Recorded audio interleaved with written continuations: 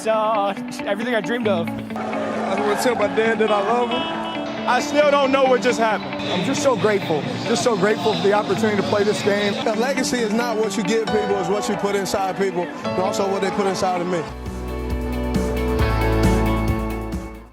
Hey everyone, welcome to Beyond the Locker Room with Maria. I'm super excited to have someone that football really has affected his life in so many ways. My friend Chris Burget. I am in Houston and you are in Mackay, Idaho? I am actually in Sun Valley today, calling from you Sun are? Valley. Okay. Because I know you have a place in Mackay that John and I are going to go fishing. Yes, you summer. are. Just over the hill. Yes, over the hill. How's the weather in Sun Valley? I heard yesterday was beautiful. It's beautiful. You know, it's starting to warm up. Feels like spring is in the air, but we're supposed to get a little more weather coming in this weekend, which we need. So it'll be nice. Yeah, a little more snow we could certainly use. I know. So we can go fishing longer than last year. It's kind of scary. Yeah. But let's dive right in. You're going to be around for two podcasts. The first one, obviously, is going to be your career and all of that and how you started. And then the second one is going to be about your injury and injuries in general. But let's start off. You started football at a young age. Was it your parents? Usually it's the dad getting you in. Yeah. Tell me about that. So going back, my dad actually was last of 11 kids out of Oklahoma. And all the boys got full scholarships. 2 went into the military, retired full bird colonels.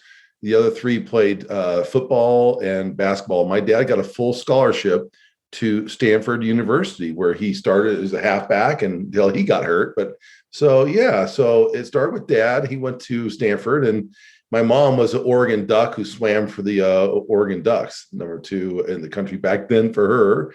So, you know, sports has always been in my life a little bit with my parents. So was there pressure? Because you're super athletic, I know. And I mean, obviously coming from all that, I'm at a rodeo now going, you know, and it's so multi-generational.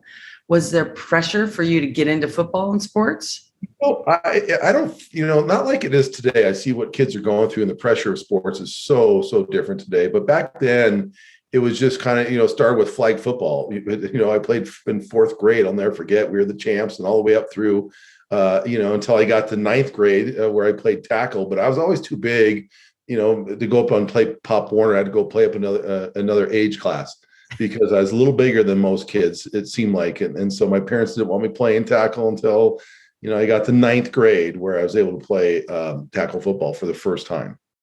So you went through all that. We were joking a couple of weeks ago with Trevor, who hosts with me during the football season. We were talking about the Pro Bowl, and we're like, just make that flag football. It'd probably be more interesting. Yeah, flag football is quite popular now, and it was then. And if I had to do it over again, maybe I love flag football. It was so fun. You know, it wasn't the type of collisions you're seeing, which makes it fun too. So yeah, I love it.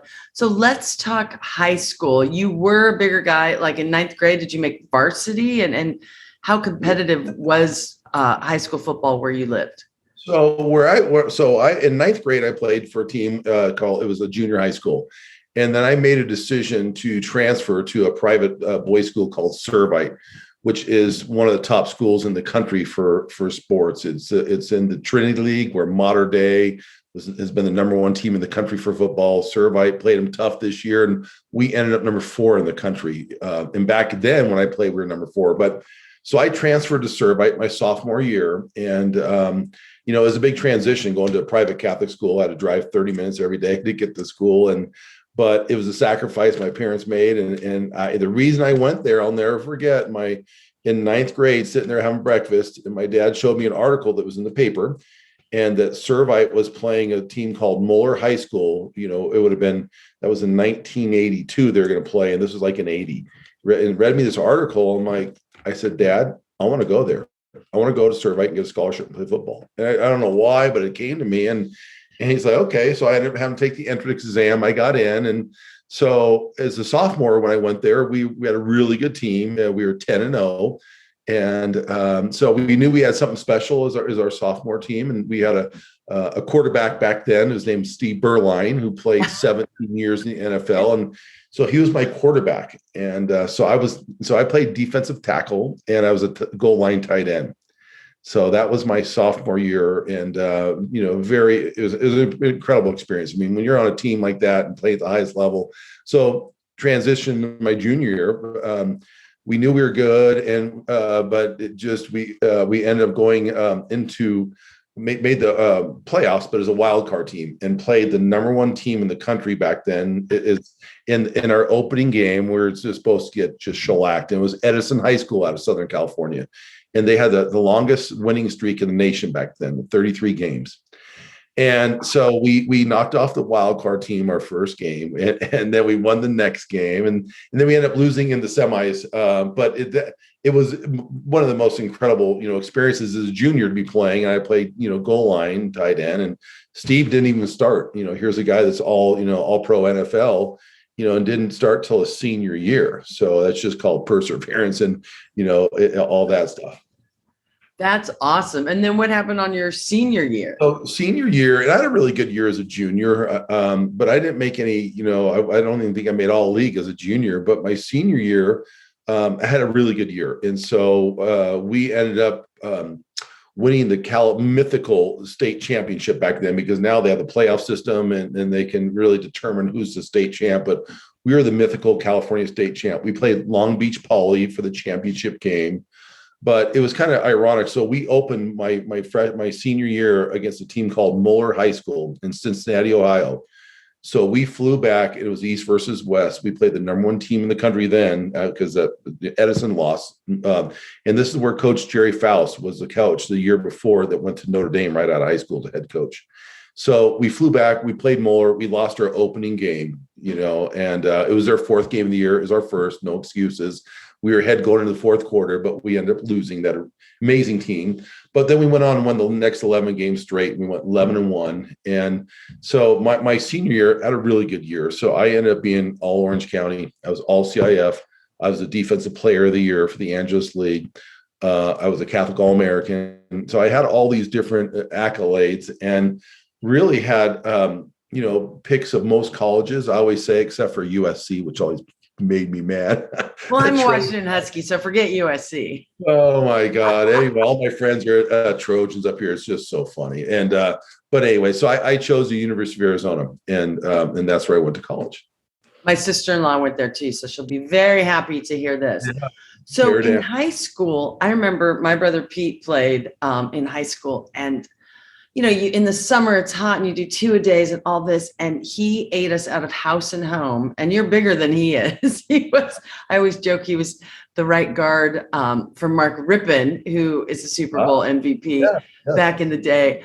But I mean, your poor parents, especially having to fit, your dad growing up with all those kids got it. But it's like, what was a day like in high school? Because you still had to study, and then we'll get into college, which is even harder. Yeah, no, and this school is a very tough school. It's a prep school, and I wasn't quite used to the curriculum, and it wasn't easy for me. So I had a couple tutors through high school, and when you're doing 2 days at Servite, you would get to school and you wouldn't leave campus till you got home at night, because it was too far to go back. You couldn't go back and forth. So you leave and you go there, and I ate a lot, and for me back then, I was one of the biggest guys on our team, not the biggest, but I was. I was maybe 225, 230, which, today's deal, it's big in high school. Back then it was pretty big. But yeah, so the training, the food that you ate, it was pretty incredible. Nothing like when you went to, around the training table in college, but yeah. I drank a lot of Mountain Dew back then, though. I know that. I remember that. My favorite. I love it. So what was your coach like in high school, and what do you remember? How did he prepare you to go on to college? What was he like? It was discipline. I went to school, it was the 4 Ds: dedication, discipline, desire, and whatever, what the fourth D is. But it was, there, you didn't walk on the field. You had to have shaved heads. Your hair couldn't be a 1/4 inch long. Yes, sir, no, sir. And you never walked on the field. I mean, it was very, very disciplined. So, going there where the training, the conditioning, it was second to none.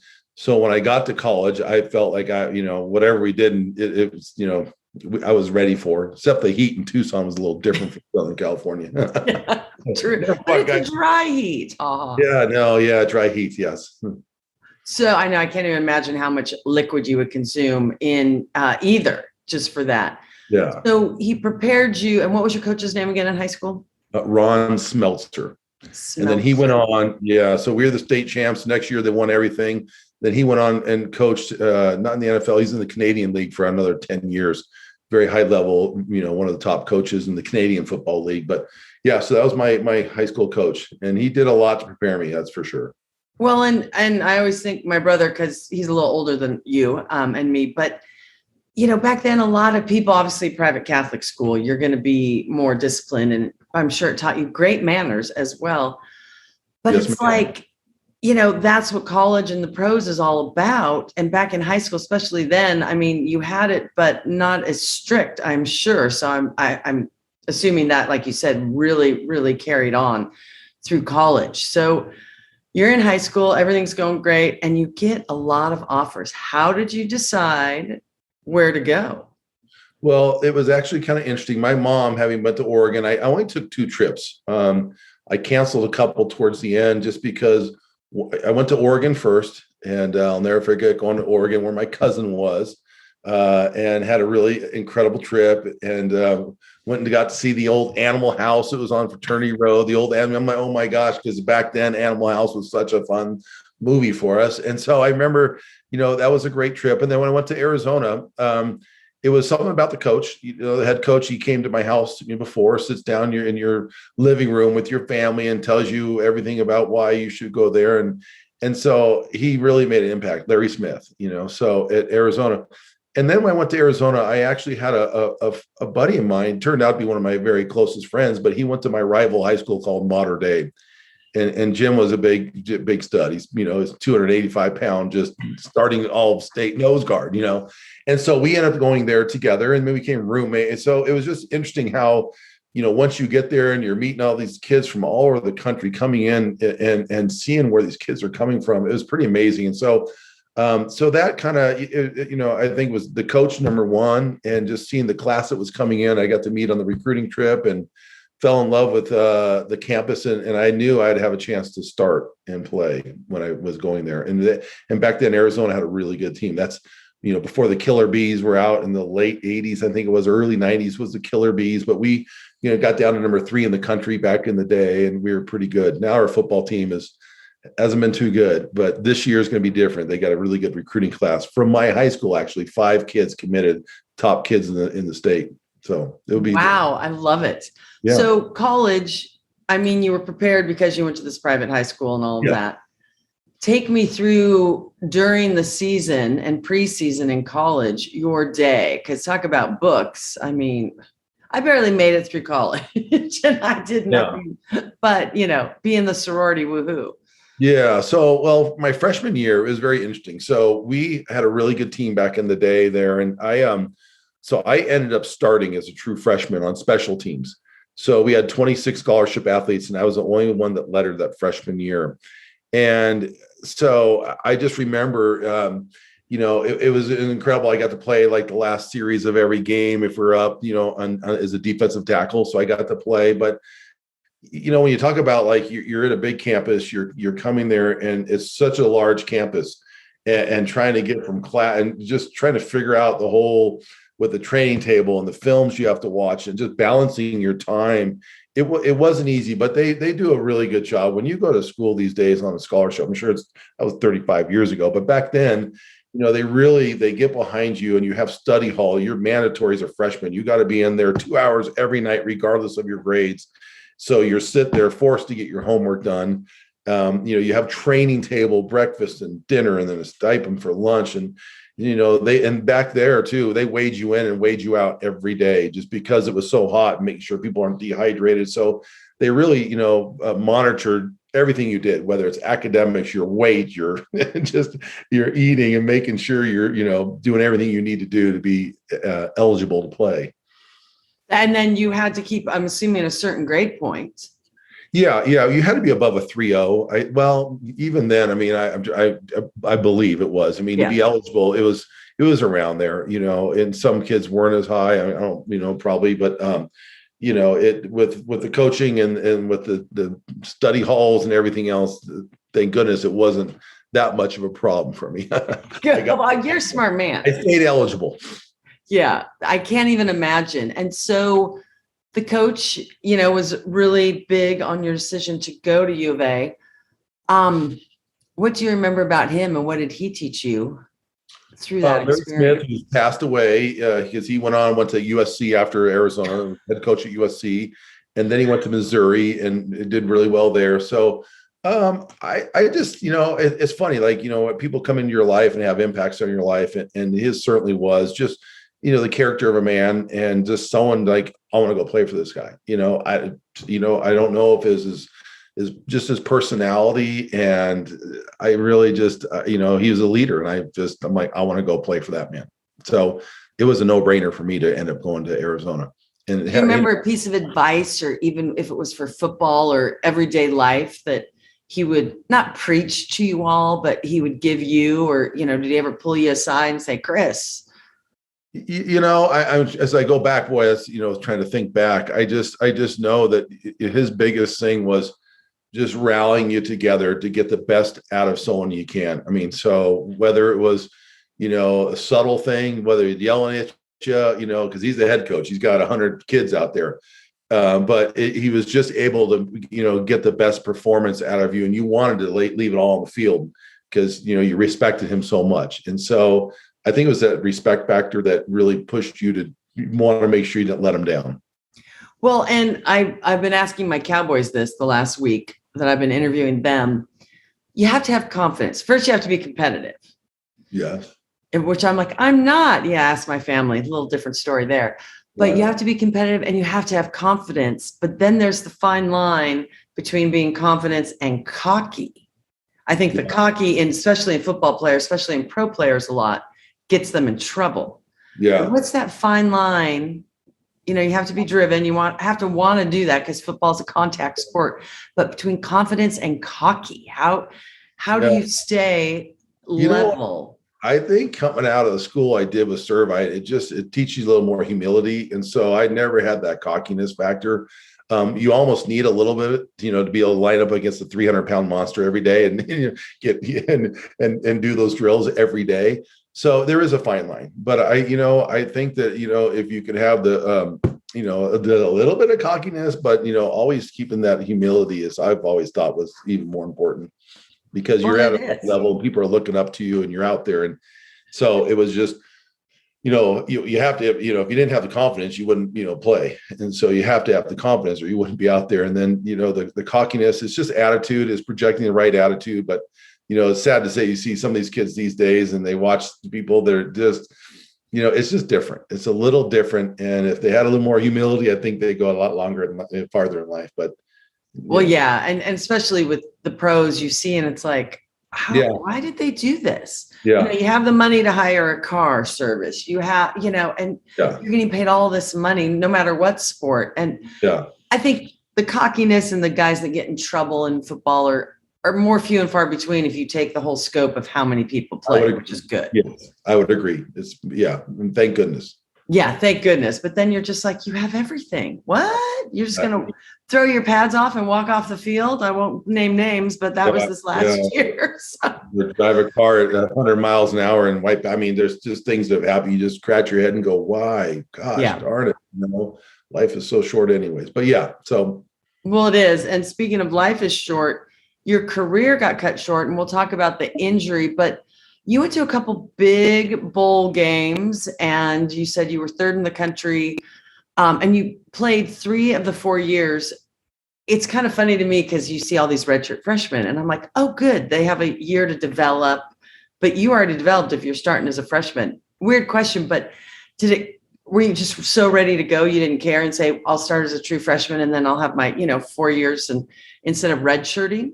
As the coaches make that decision. So when you get there, I wanted to play, but we had a really good team then. And our line was pretty deep as far as the defensive tackles. I mean, just big guy. One guy was 335 pounds. I mean, he's our nose guard, and these are seniors. So when I started as a freshman, I was the special teams. I was on kickoff return, and I knew then I was the first rotation on the defensive line. So when someone got tired or what have you, I'd go in, not to get a lot of playing time, but I got to play as a freshman.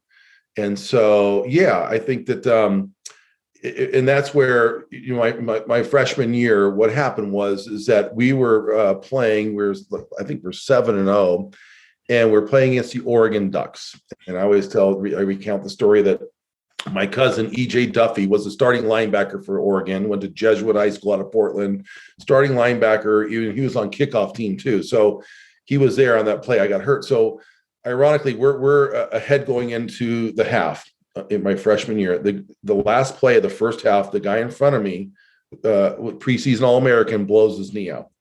And now I've got a coach in my face, shaking my face mask, saying, "You're a freshman. You're starting now in the Pac-10." Back then it was Pac-10, not the Pac-12. And I'm like, okay, I'm ready, you know. And then we go into the locker room at halftime. They're still just, you know, like, this is your chance in life. I've been playing every game on special teams, getting a little bit of play time. Opening kickoff, second half, the ball was kicked in the end zone. I ran back, and the ball back then, they blew it dead. It was a kick in the end zone. And I had two guys run down. I set up, they both hit me at the same time, and I stepped back to brace, and I shattered my leg super bad, tibia plateau fracture. And, you know, they say the kickoff, and they've changed it since then, it's the most dangerous play of all football. They've now eliminated it where they don't get a 10-yard running start. They have to start on the line, and they kick it just to cut down on the speed and the collisions. And they've done a lot of stuff to kind of protect that, but it is what it is. But I shattered my leg that year, and I'll never forget, you know, being in the locker room, and, you know, it wasn't compound, but it sure looked like it. You know, it didn't even look like my leg. So that was my quick career, and, you know, and so that was it, my freshman year against Crazy. And we're going to talk about that in our next podcast next week and carry on. But I love hearing all the stories, as do our listeners. So stay tuned. More with Chris next week right here on Beyond the Locker Room. And yeah, we're going to talk injuries and how that affected your life and where you are today, which is a very cool spot with your lovely bride. So stay tuned. More with Beyond the Locker Room with Maria and Chris Burget next week. And don't forget to hit that subscribe button. Thank you.